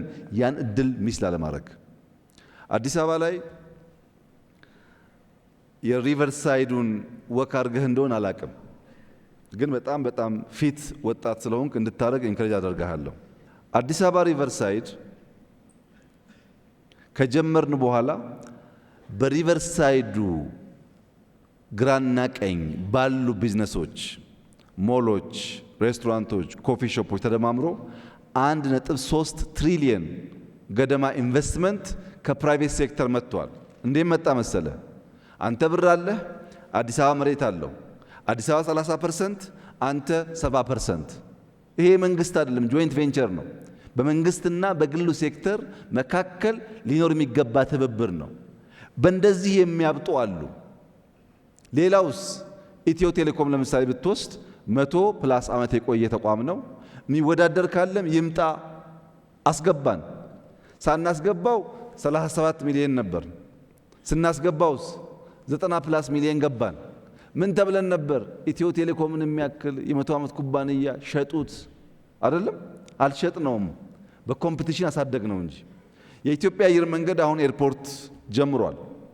በቀደም ሰምተኝ ከሆነ ለሁሉም ዓለም ካፒታል ቦርደር የለውም፣ ገንዘብ ያለው ሰው ያፍስ ብለናል። ገንዘብ አላፈስም ካልክ ግን ስራውን አናቆመውም። እኛ እድል እንሰጣለን። ኢትዮ ቴሌኮም ተጨማሪ ላይሰንስ ብቻ ሳይሆን 40% 50% ግዙ ብለን ሁለት ያወተናል ጨረታ። ባወጣነው ጨረታ በሙሉ አቅም ሊሳተፍ የሚችል ሰው አልመጣም። አሁንም ግን ክፍት ነው። ለኢትዮጵያውያን ስቶክ ይሸጥ ብለን ኢትዮ ቴሌኮም የተወሰነ ፐርሰንቴጅ አወተናል። ውስን ሰው ነው የተሳተፈው። በእኛ በኩል ፕራይቬት ሴክተር ካልተጠናከረ ሊቨሎም ፕራይቬት ሴክተር ስታርታፕስ ጀማሪዎቹ ካልተጠናከረ በስተቀር የኢትዮጵያ ብልጽግና አይረጋገጥም። ስጋት ትክክለኛ ነው። የጀመርነው አቅጣጫ የሚያመላክተው ግን ያንን ስጋት በሚቀርፍ መንገድ ነው። በስመ የመንግስት ኩባንያ መሸጥ ግን ግለሰቦችን የመሬት ባለቤት የማድረግ እቅድ የኛ መንግስት የለውም። በዛው ሁለተኛው እህት ያነሱት ከዲያስፖራ ጋር የሚያያዘው ለምሳሌ በቴሌኮም ሴክተር ስቶክ ሲሸጥ፣ ሼር ሲሸጥ ተፈቅዷል ለዲያስፖራዎችም እንዲገዙ። ምን ያክል ለተሳተፉ እርግጠኛ አይደለሁም። በሌሎች ሴክተሮችም እየታዩ የናሽናል ኢንትረስት ላይ ጉዳት የማያመጣ ከሆነ ቢዝነሱ ለሁሉም ሴክተር ለዲያስፖራም፣ ለሌላውም፣ ለውጩም ዜጋ ክፍት እንዲሆን ስለሆነ ፍላጎቱ የሚመለስ ጉዳይ ይመስለኛል። ግን አንድ ችግር አለ። በኢኮኖሚ ውስጥ ያለው አጠቃላይ ሀብት ይታወቃል። የማይታወቅ ፐርሰንቴጅ ካለ በጣም ውስን ነው እና ሰዎች ይመጡና በውጭ አገር ካለኝ ሀብት ካለኝ ዶላር ከረሜላ ላምጣ፣ መስቲካ ላምጣ፣ ኢትዮጵያ ውስጥ የእናንተን ዶላር አልፈልግም፣ በእኔ ገንዘብ ላምጣ ይላሉ። በራሳቸው ገንዘብ ኢምፖርት ካደረጉ በኋላ ሽጠው ከብላክ ማርኬት ዶላር ገዝተው ኢንፎርማል ማርኬቱን የሚያሳብጥ ትክክለኛውን ህጋዊ ማርኬት የሚያቀጭጭ አካሄድ በተደጋጋሚ ማየት ስለጀመርን በውጭና በውስጥ ያለው ትስስር እህቴ እንዳነሱት ጤናማውን ኢንከሬጅ የሚያደርግ ብቻ ሳይሆን ብዙ ሌቦች እዛ ውስጥ እንዲቀላቀሉ የሚያደርግ ስለሆነ ሁለት ሶስቴ ባየነው ሙከራ ጉዳቱ አመዝኖ አይተነዋል። ጉዳት አልቦ ሆኖ አልቦ እንኳን ባይሆን ቀንሶ የዲያስፖራን ሀብት በሀገሩ እንዲያፈስ የሚያስችል ማንኛውም እድል ካለ ግን መጠቀም ነው የምንፈልገው። እሱን ቅድም እንዳልኩት ሳንድ ቦክሱ ክፍት ነው። እያጠናን እየገራን የምንሄድ ይሆናል። መቼ ይላሉኝ፣ መቼ አይመለስም ብዬ ነው እዚህ በጥናት ስለሆነ። ሶስተኛው እህቴ ይላሉኝ የፍጥነት ጉዳይ ያው በግልጽ መፍጠን አለብን። ካልፈጠን እንቀደማለን ባልነው መሰረት እርሶም እንዳሉት ለእያንዳንዱ ፖሊሲ ፈጥነን ውጤት የማናመጣ ከሆነ ዋጋ የለው። እግረ መንገድ እዚህ ያላችሁ ሰዎች በጨረፍታ ለማሰብ እንዲሆናችሁ ዓለም በትልቁም በትንሹም ከባቢ ትናጣለች። ሰሞኑን እንደምትሰሙት ሁሉ ጋር መናጥ አለ እና አንድ የጨነቀው ወዳጄ ጂኦፖለቲክሱ ያስፈራል፣ ዓለም እየተናጠች ነው፣ እንደው ይሄ መናጥ ምን ያመጣብን ይሆናል ብሎ በስጋት ጠየቀኝ። እናንተም አስቡበት። የዓለምን መናጥ እኛ አንፈልግም፣ የዓለምን መታወክ እኛ አንፈልግም። ዓለም ሰላም በነበረችበት ሰዓት ግን ምን አደረገችልን ነው መልሱ። ምን አደረገችልን? ሳትናት ስትቀር ጥቅም አግኝተን በመናጧ እንደምንጎዳ ከነሱ በላይ መጨነቅ የለብንም። ከእያንዳንዱ ግጭት ኦፖርቹኒቲ ፈልቀን ማውጣት ነው የሚጠበቅብን እንጂ የመጣን ነገር በመፍራት አይሆንም። ሰላም ሲሆኑም ለነሱ ነው ትርፉ፣ ሲጋጩም ጉዳት ለነሱ ነው። ሽማግሌ ከፈለጉ እናስታርቃለን። እኛ ግን መሰራታችን ናሽናል ኢንትረስት ነው። ባለቅኔ ጠያቂ በጣም ጥሩ ሜታፎር ነው ያመጣኸው። በእስልምና የሚነገር የሚመሳሰል ነገር አለ። አንተ ባልከው መሰረት ሳይሆን ቤት ማፍረስ፣ ሰው መግደል ምናምን በሚባል አንድ ችኩል ሰውን የተፈተነበት ታሪክ አለ። በጣም ኢንትረስቲንግ ታሪክ። ያንተ የገባኝ ሰዎቹ ትንሽ ነገር አላቸው።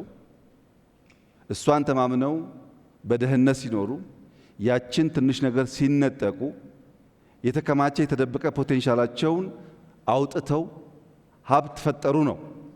በመጀመሪያ ሀብት ለመፍጠር ከተቻለ ላሚቷ መሞት የለባትም። ከተቻለ ምክንያቱም ላሚቷን መግደል ብቸኛው ሀብት ማምጫ መንገድ ስላልሆነ። ትክክል ነህ፣ አዘናግታቸዋለች። ግን ብቸኛው እሱ አይደለም። ከዚህ ላም በተጨማሪ ስራ ብትሰሩ እኮ ትርፋማ ትሆናላችሁ የሚል ማስተማርም ሌላው መንገድ ሊሆን ይችላል። ነገር ግን ፊር አዲስ ነገር ኢምብሬስ ለማድረግ አለመሞከር ታስረህ ማለት ነው። በካልቸር ሊሆን ይችላል፣ በእምነት ሊሆን ይችላል፣ ይበቃኛል በሚል ልምምድ ሊሆን ይችላል። ታስረህ ካለህበት የሚፈታ ሼክ የሚያደርግ ነገር ያስፈልጋል። ያ ነገር የግድ ትልቅ መሆን የለበትም። ራስህ ሜታፎር ስላመጣህ እኔም በሜታፎር እመልስልሃለሁ። ይሄ ቤት ትልቅ ቤት ነው። እንደምታየው በመቶዎች በሺህ የሚቆጠር ሰው ይይዛል። ይሄ ቤት ሰፊ ቤት ነው። ይሄንን ቤት ይሄንን አዳራሽ እኔ እናንተ እንድንገባና እንድንወጣ የሚያስችለን ያበር ነው። የበሩ ሳይዝ እንደምታየው ከቤቱ ሳይዝ በጣም ያንሳል። ሚናው ግን ቀላል አይደለም። እንደገና በሩን ካየ በኋላ የበሩን መዝጊያ ጋን ብታይ፣ መቆለፊያውን ጋን ብታይ ከበሩ ሳይዝ በጣም ነው የሚያንሰው። ግን የምንከፍተው የምንዘጋው በሱ ነው። መጨረሻ ላይ ከሁሉ ያነሰው መፍቻዋ ቁልፍ የዚህን አዳራሽ 0.1% ሳይዝ የማትወስደዋ ቁልፍ ከበሩ እንኳን ስታስተያያት በጣም ያነሰችው ቁልፍ እራሱ ከጋኑም ስታስተያያት ያነሰችዋ መፍቻ ቁልፍ ግን እኔ እናንተን ቆልፋ ታስቀምጣለች፣ ከፍታም ታስወጣለች። ትንሿ ቁልፍ እዚህ በሚያክል ቤት ውስጥ ያለን ሰዎች መውጣት መግባታችን የምትወስን ከሆነ ሃምብል ቢግኒንግ ያነሰ ይመስል ቢግኒንግ ትላልቁን ነገር ሊያንቀሳቅስ ይችላል ማለት ነው። በዚህ አግባብ ኢትዮጵያ ውስጥ መጠየፍ ያለብን መሸሽ ያለብን መግደል ያለብን ነገር ዘረኝነት፣ ሰው መጥላት፣ መንደርተኝነት፣ ስራ መጥላት፣ የተሰራን ስራ አፕሪሼት ማድረግ አለመቻል። አፕሪሼት የማያደርግ ሰው የማደግ አስፕሬሽን የለውም ማለት ነው። እነዚህን ክፉ ልማዶች ላም ከምንገድል እኔ ጋር ነህ ብናስቀር ከትንሿ ቢግኒንግ ብንጀምር የምትመኘውን ብልጽግና ለማምጣት ያስችላል። መደመር፣ መስራት፣ መትጋት፣ ባለን ነገር አለመርካት፣ የበለጠውን ነገር አስፓየር ማድረግ። ያ ግን ከትጋት ውጭ እንደማይመጣ አምነን የምንሰራ ከሆነ በጣም መልካም ነገር ይሆናል። ጥንቃቄ የሚያስፈልገው የተሻለ ቤት ያላቸው የተሻለ ስፔስ ያላቸው ሰዎች እንግዳ አይቀበሉም። ያነሰ ብቻ ያላቸው እንግዳ ይቀበላሉ ወደሚል ግን እንዳይወሰድ። እንግዳ ለመቀበል ብለን ማነስ የለብንም። የተሻለ ሰርተን ያነሰ ሳይዝ ካላቸው ደግሞ ባህሪያቸው መውሰድ አለብን እንጂ ጥሩ አዛኝ ለመሆን እንግዳ ተቀባይ ለመሆን በጎጆ ውስጥ ደግሞ እንዳንቀር ጥንቃቄ ያስፈልጋል ማለት ነው። ስታርታፕ ባንክ ጥናት ተጀምሯል። ግን ለአነስተኛ ቢዝነሶች እና ሀሳቦች ፋይናንሻል ኢንክሉዥን የሚረጋገጠው አንድ ሲንጉላር ባንክ በማቋቋም ብቻ ሳይሆን ፊንቴክን በማስፋት ነው። የፋይናንሻል ቴክኖሎጂ የፋይናንሻል ኢንክሉዥን ለማረጋገጥ ትልቁ ፋውንዴሽን እሱ ነው። ጥቂት ሰዎች ብቻ የገንዘብ አክሰስ ካላቸው እንዳንተ ለአዳዲስ ነገር ለአዳዲስ እውቀት ዝግጁ የሆኑ ሰዎች ገንዘብ አጥተው ሊወዳደሩ አይችሉም። የፊንቴክ አድቫንቴጅ ሪሞት በመሆናቸው ምክንያት ለኮላተራል የሚበቃ ሀብት ስለሌላቸው ገንዘብ በተወሰነ ደረጃም ቢሆን ለመበደር እድል የሚሰጥ ስለሆነ ያችን ገንዘብ ይዘው ሀሳባቸውን ጨምረው ተፍጨርጭረው ሰው መሆን ብቻ ሳይሆን ሰው ሰሪ ሊሆኑ ይችላሉ። ለዛ የፊንቴክ ጅማሯችን የኢነርጂና የኔትወርክ ፔኔትሬሽን በጣም ወሳኝ ስለሆነ በ2023 በእኛ ወይም በ2030 ኢትዮጵያ 100% የማድረስ እቅድ ነው ያለው በዴታ። ያ በሚሆንበት ሰዓት የፋይናንሻል ኢንክሉዥን እያደገ ሄዶ እንደዚህ እንዳንተ ህልም ያላቸው ፍላጎት ያላቸው ሰዎች ያንን ገንዘብ ፌች አድርገው ሀሳባቸው ወደሚጨበጥ ወደሚተገበር ነገር መለወጥ ይችላሉ። ኢትዮጵያ ውስጥ 2,600,000 የሚጠጉ ቢዝነሶች አሉ። ሃውስሆልድ በተሰራ ሴንሰስ ከ2.6 ሚሊዮን ቢዝነስ ኢንቲቲ ውስጥ ምን ያህሉ ነው ለሎካል መንግስት፣ ለሪጂናል ገቨርንመንት፣ ለፌዴራል መንግስት ኮንትሪቢዩት እያደረገ ያለው ግብር እየከፈለ ያለው የሚለው ጉዳይ ጥናት ይፈልጋል። ያን ለማጥናት ያንተ ኤአይ በጣም ኢምፖርታንት ነው። ሀብት እያለ ሀብቱን ካላወቅ ነው ሀብቱን ማባዛት ካልቻል የምናስበውን እድገት ለማምጣት ስለሚያስቸግረን ማለት ነው። ወደ ኤአይ ዩኒቨርሲቲ እኛስ እድል አለ ነው ይላልከው። ተቋሙ እየተፈጠረ ነው ያለው። በጣም ኢምፕሬሲቭ በሆነ መንገድ ነው እየተፈጠረ ያለው። ጀስት እንዳንተ ተማሪዎች እዚህ ካላችሁ እስካሁን ከምታውቋቸው ዩኒቨርሲቲዎች ይለያል ባህሪው። ኤአይ ዩኒቨርሲቲ እዚህ ጋር አለ። ካጠገቡ ሶቨሪን ክላውድ አለ። ቢግ ኤአይ ፋርም አለን የሚገነባ። ካጠገቡ የሃርድዌር ማኒፋክቸሪንጎች የተገነቡ ነው። ካጠገቡ ደግሞ ስታርታፖች የሚሞክሩበት የሚለማመዱበት በድምሩ ከ200 ሄክታር በላይ ቦታ የኤአይ ሲቲ ብለህ ማሰብ ትችላለህ። ይሄ እንዳንተ አይነቱን ህልመኛ ለማቀፍ በየትኛው ቦታ እንደሆነ አላቅም። ወይ በትምህርቱ ወይ በማኒፋክቸሪንጉ ወይ በስታርታፑ እያቀፈ ብዙ ኢትዮጵያውያን ለማፍራት ሰፊ አውድ ይመስለኛል። ለዚህ ዲተርሚንድ ሆነን የምንሰራበት ዋናው ምክንያት አንተም እያየህ እንዳለኸው በቅርበት እንደምትታዘበው እየመጣ ያለው ዓለም እኛ በምናስበው አናሎግ አፕሮች ልንወዳደር አንችልም። ሰዎች ቲክቶክን ሳይፈጥሩ ዩቱብን ሳይፈጥሩ ኮድ ሳይጽፉ እንዳየኸው የሆነ ነገር አድርገው ጮኸው ሚሊየንስ ኦፍ ዶላር የሚሰበስቡበት ዓለም ነው። ወጣቶች እኛን እንዳታዩ ወደ ኋላ እንዳታዩ ነገ ለመወዳደር ራሳችሁን ስሩ። ነገ የሚወዳደር ሰው ኦፖርቹኒቲን በተቻለ መጠን የሚያስስ ሲያገኝም ግራብ የሚያደርግ መሆን አለበት። ያን አድርጋችሁ ከሄዳችሁ የነገዋ ኢትዮጵያ ተስፈኛ ትሆናለች የሚል ሙሉ እምነት አለኝ። ካንተ ቀጥዬ ሁለተኛው ያንተ ወንድም የጠየቀኝ ከአስቱ ሁለት ጥያቄ ነው። አንዱ ሶሻል ካፒታል ላይ ኢትዮጵያ ያላትን ባህላዊ ልምምዶች እንደ ዕቁብ፣ እድር ያሉትን ዘመናዊ ልባስ አልብሰን መጠቀም እነሱም በወጉ መገልገል ያለው ፋይዳ እንዴት ይታያል የሚል በጣም ትልቅ ጥያቄ ነው።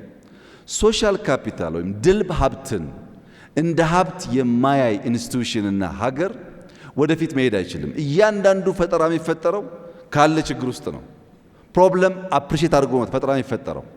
የኛ ዕቁብ ያለበትን ችግር አይተን ባንክ ካልፈጠርን፣ የኛ ባንክ ያለበትን ችግር አይተን ፊንቴክ ካላከል፣ የኛ የፋይናንሻል ስርዓት ያለበትን የፋይናንስ ውስንነት አውቀን ስቶክ ማርኬት ካልፈጠር እና የፋይናንሻል አማራጭ ካላበዛን በስተቀረ ፍላጎትና አቅርቦት ሊጣጣም አይችልም። ሶሻል ካፒታል ያስፈልጋል። ለዚህ ነው እንዳለ ኮፒ ማድረግ አያዋጣም። በእኛ እውቀት፣ በእኛ ባህል፣ በእኛ ፍላጎት ላይ ግን ደግሞ እውቀት፣ ቴክኖሎጂ ኤምብሬስ እናድርግ የሚባለው በሀሳብ ደረጃ ትልቅ ነው። የእኛም መሻት ሀገራዊ አቅሞች፣ ሀገራዊ ፍላጎቶች፣ ሀገራዊ የተፈጥሮ ሀብቶች ጭምር የተረሱ የተዘነጉት እንዲወጡና ወደ ሀብት እንዲመነዘሩ የምንፈልገው ለዛ ነው። ሁለተኛው ጥያቄ ሳይበር ሴኩሪቲ ነው። በጣም ትክክለኛ ሀሳብ ነው። ልክ የፊዚካል ሴኩሪቲው መጨረሻ እንዳነሳው ፊዚካል ሴኩሪቲ ባልተጠናከረበት ቦታ ሌብነት፣ በር መስበር፣ በጓሮ መዝለል እንደሚበራከተው ሁሉ በቨርቹዋል ዓለም ውስጥም የሳይበር ሴኩሪቲና ራስን ጋርድ ማድረግ የማይቻል ከሆነ አሁን እንዳየኸው አንድ ሀገር ብሔራዊ ጥቅም የተጎዳ ብላ አውሮፕላን ልካ ቦምብ ማፈንዳት አይጠበቅባትም። ካለችበት ሀገር ሆና መብራት ማጥፋት፣ ባንክ መዝጋት፣ ቴሌኮም መዝጋት፣ ኢኮኖሚውን እንዳይንቀሳቀስ ማድረግ ያስችላል። ያ እውቀት በጣም ወሳኝ ነው። ያን የሚሰራ ተቋም ከጥቂት ዓመታት በፊት ኢትዮጵያ አላት። ኢንሳ ይባላል። በሺ የሚቆጠሩ ልጆች፣ ወጣቶች ይዞ እየሰራ ነው ያለው። በጣም ከፍተኛ የውድድር ዓለም ስለሆነ ፈጠራውን በየቀኑ ስለሚፈጠር ራሳቸውን እያሳደጉ ትውልድ እየሰሩ የኢትዮጵያን ሶቨሬን ቴሪቶሪ በቨርቹዋል ዓለም ውስጥ ይከላከላሉ ብዬ ተስፋ አደርጋለሁ። እስካሁንም በየቀኑ በጣም ከፍተኛ የውጭ ጥቃቶች ሰርት በሚባል ሲስተማቸው ከየት ሀገር ማን በስንት ቁጥር እንዳጠቃ ያውቃሉ። ያጠቃውን ጥቃት በተለያየ ሌየር ብሎክ ያደርጋሉ። አንዳንድ ክሪቲካል ኢንፍራስትራክቸር ላይ ደግሞ ኢንክሪፕሽን በማከል በቀላሉ ያ ሲስተም ፔኔትሬት እንዳይደረግ ያግዛሉ። ለምሳሌ በፋይናንሻል ሲስተሞቻችን በኔትወርክ ደረጃ የምናደርገው መከላከል ብቻ ሳይሆን በዴታ በፍሬም ደረጃ የምናደርጋቸው የኢንክሪፕሽን ካፓቢሊቲስ በጣም ወሳኝ ናቸው። እነሱን ስንፈጥር አንድ ሰው ቢያጠቃን እንኳን ውስጥ ገብቶ ኮንቴንት ፌች ማድረግ እንዳይችል ያስችላል ማለት ነው። ይህን አቅም ለመፍጠር ኢትዮጵያ እየሰራች ነው። ባላት ውስንነት እንዳንተ አይነት ብሩህ አእምሮ ያላቸው ወጣቶች ደግሞ ታክለው እንከላከላለን የሚል ተስፋ አለኝ። ሪስኩ ከባድ ነው እንዳልከው ቀላል አይደለም፣ ግን ስራውን ስለጀመር እንከላከላለን ብዬ ተስፋ አደርጋለሁ።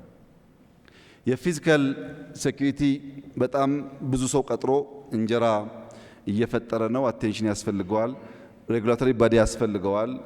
አንተም ማናገር አለብህ ላሉኝ አሁን ባለው ኢትዮጵያ የእናንተ ሚና ቀላል አይደለም። አዲስ አበባ ውስጥ 5-6 ሺህ የሚጠጉ ሲሲቲቪ ካሜራዎች አሉ። 6 ሺህ ማክሲመም። አዲስ አበባ የሚያስፈልጋት ግን ከ150 ሺህ በላይ ነው። ሲሲቲቪ ካሜራ ብቻ ሳይሆን በኤአይ ታግዘው ዳይናሚክ ሆነው አንዳንድ ዝንባሌዎች፣ አንዳንድ ምልክቶች ሲያሳዩ ልክ አምቡላንስ እንደሚጮኸው ወይም የእሳት አደጋ አላርም እንደሚጮኸው መጮህ አለባቸው። የካሜራ ሲሲቲቪ ሲስተም የዛሬ 17-8 ዓመት ስንጀምር የጀመርነው ከኤርፖርት 4 ኪሎ ከ4 ኪሎ ፌዴራል ፖሊስ በመቶዎች የሚቆጠሩ ካሜራዎች ነበሩ፣ ያውም በብዙ መከራ። አሁን በሺ የሚቆጠር ካሜራ ከዘረጋን በኋላ ዳይናሚክ እንዲሆን ካላደረግነው በስተቀረ የፊዚካል ሴኩሪቲው አሁን ባለው ዓለም ብቻውን መከላከል አይችልም። ዳይናሚክ ማለት ለምሳሌ አንድ ሰው ቢላ ከያዘ ከአንድ ሰው በምን ያክል ዲስታንስ መቆም እንዳለበት በቅርብ ርቀት መቆም እንዳለበት አንድ ኬፒአይ ነው። ሁለተኛ ቢላ የያዘ ሰው ከሰው ጀርባ ከቆመ ሁለተኛው መለኪያ ነው። ሶስተኛ ቢላ የያዘ ሰው ከኪችን አካባቢ 5 ሜትር የራቀ ከሆነ ሌላ ኬፒአይ ነው። እነዚህን ካሜራዎች ኢንተለጀንስ እናደርጋቸው። ከኋላ ቢላ ይዞ የቆመ ሰው ካለ እኔ ሳላይ ካሜራው አይቶ አላርም ያሰማል። ቢኮዝ በቅርብ ርቀት ቢላ መያዝ ተገቢ አይደለም ካልነው ካሜራውን። ኢንተለጀንት ካልሆነ ግን ካሜራው እያለ ቁጭ የሚከታተሉ ሰዎች ከሌሉ በስተቀር አደጋ መከላከል አይቻልም። አሁን ባለው ሁኔታ የተሟላ ካሜራ ስለሌለን የፊዚካል ሴኩሪቲ ሌብነትን በማስቀረት የሚጠቁ እህቶቻችን በመከላከል ሀብት ካላግባብ እንዳይዘረፍ ከማድረግ አንጻር ከፍተኛ ሚና አላችሁ። ግብር ብቻ አይደለም፣ ኢምፕሎይመንት ብቻ አይደለም፣ ሴፍቲን ከማረጋገጥ አንጻር ይሄን ለማድረግ የግድ ሚኒስትሪ ያስፈልጋል ብዬ አላምንም። ግን ተቋም ያስፈልጋል፣ እናንተን የሚያሰለጥን የሚቆጣጠር፣ የሚገራ፣ የሚያሳድግ። እሱ ጋር ክፍተት ካለን እንፈትሻለን። እስካሁን ባለው ሁኔታ የሎ ኢንፎርስመንት ኤጀንሲስ ከእናንተ ጋር እንደሚሰሩ ነው የማውቀው። ክፍተት ካለ ጊዜ ካለ ከእናንተ ጋርም ተወያይተን እኔ ካልቻልኩም ሌሎች ጉዳዩ የሚመለከታቸው ሰዎች ተወያይተው ማስተካከል ያለብን ነገር ካለ እናያለን። ለኢትዮጵያ ኢኮኖሚና ሴፍቲ ግን የእናንተ ሚና አሁን ባለው ሁኔታ የሚናቅ አይደለም። ለእርሶ ያለኝ ምክር ፊዚካል ሴኩሪቲ ዲጂታልን ኤምብሬስ የማያደርግ ከሆነ ሲሲቲቪን የማያስፋፋ ከሆነ ሲሲቲቪ ዳይናሚክ የማይሆን ከሆነ በነገው ዓለም ውስጥ ለውድድር ስለሚያስቸግር እናንተም መዘጋጀት ይኖርባቸዋል። ብዙ ሀገራት ከቦርደር ጀምሮ ኤርፖርት ጨምሮ ሞሎቻቸው፣ ትምህርት ቤቶቻቸው፣ የሃይማኖት ተቋማት ቦታዎቻቸውን ፎሎ የሚያደርጉት በዲጂታል ሲስተም ነው። ሴፍቲ የሚያረጋግጡት አንድ ሀገር 3 ልጆች 3 ህፃናት በአንድ ከተማ ውስጥ ተጠለፉ የሚል ወይም ተወሰዱ የሚል ሪፖርት ኤአይ ጀኔሬት አድርጎ 3ቱን ህፃናት ካገኟቸው በኋላ ከ3ቱ ውስጥ 2ቱ በወላጅ ጸብ ምክንያት በእናትና አባት ጸብ ምክንያት አባት ከእናት ነጥቆ ወይም እናት ከአባት ነጥቃ የወሰደችው ልጅ ጭምር መለየት ችሏል። ያ ሲስተም ቴክኖሎጂ ማንጠቀም ከሆነ 100 ምናምን ሚሊዮን ባለበት ሀገር ውስጥ በጣም አስቸጋሪ ጉዳይ ነው። ፊዚካል ሴኩሪቲ ያስፈልጋል። በዲጂታል ሲስተም ቨርቹዋል ሴኩሪቲ ያስፈልጋል። የሰዎች ደህንነት መጠበቅ አለበት። ሰዎች ወጥተው ለመግባት ሴፍቲ የሚሰማቸው መሆን አለባቸው። ያን ለማድረግ የእናንተ ሚና በአግባብ ለመጠቀም መንግስት የሚጎል ነገር ካለ እያየ የሚያስተካክል ይሆናል። ዘመዴና ያነሳው በጣም ክሪቲካል ጥያቄ ነው። ያው አንተም እንደምትገምተው ሙሉን ዘርዝሬ አልመልሰውም። ነገር ግን አንተ አገር ወዳድ ስለሆንክ እና በሀገር ውስጥ ያሉ እድገቶች በቅርበት የምትከታተል ያ እንዲጠናከር የምትጥር ሰው ስለሆንክ ከውጭ የሚመጣ ሀብትና እውቀት ያለው ፋይዳ ይገባሃል። ከውጭ የመጣን ሀብት ለመጠቀም ማክሲመም ማድረግ ያለብን ነገር ካለ እናደርጋለን። ግን ለአንተ የምጠይቅህ አንደኛው የዓለም ጦርነት ይላል ዓለም፣ ሁለተኛው የዓለም ጦርነት ይላል ዓለም። ማን ነው?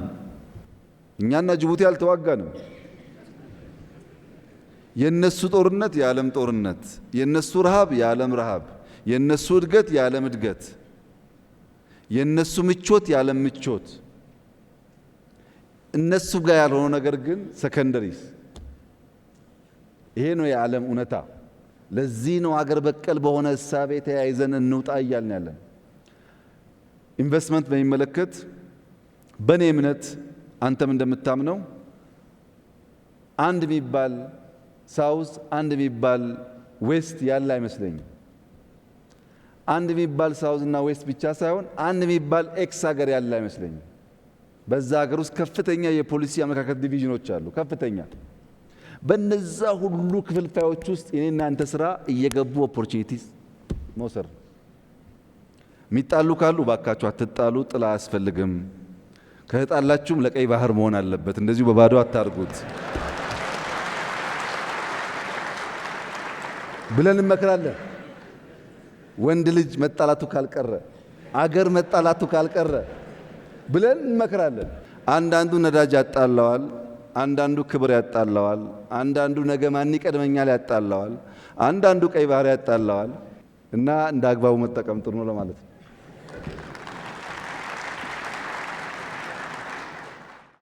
ስለዚህ የመጨረሻ ጥያቄ ክቡር ጠቅላይ ሚኒስትር የማጠቃለያ መልእክት ከማስተላለፉ በፊት 2001 እና 2 አካባቢ በተደጋጋሚ ስለ ዲጂታል ፔይመንት ስለ ፊንቴክ ይናገሩ ነበር። አንዳንድ አፕሊኬሽኖችም እንዲበለጽጉ ያደርጉ ነበርና በወቅቱ በእርግጥ በእኛ ሀገር ኢንተርኔትም ያን ያክል ነበር ለማለት አይቻልም። 2000 ማለት ቴክስት መሴጅ የጀመረበት ጊዜ ነው።